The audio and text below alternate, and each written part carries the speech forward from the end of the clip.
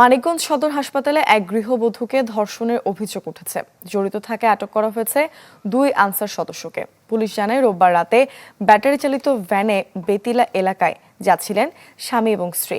Bus stand এলাকায় charge শেষ হয়ে গেলে নিরাপত্তার জন্য সদর হাসপাতালের সামনে গিয়ে অবস্থান নেন। এরপর 2 আনসার সদস্য সহযোগিতার কথা বলে তাদের ভেতরে নিয়ে যান। পরে স্বামীকে নিচতলায় রেখে দ্বিতীয় তলায় নিয়ে ধর্ষণ করা হয় ওই গৃহবধূকে। পরে ভুক্তভোগীকে ভর্তি করা হয় গাইনি বিভাগে।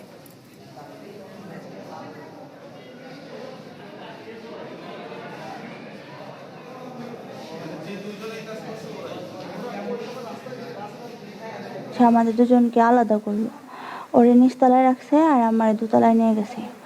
তারপরে আমারে ভয় দেখাইছে, অনেক কিছু করছে, এরপরে আমারে ধর্ষণ করছে। যে 2 জন আনসার সদস্য এই হসপিটালের নিরাপত্তার দায়িত্বে ওরা ছিল।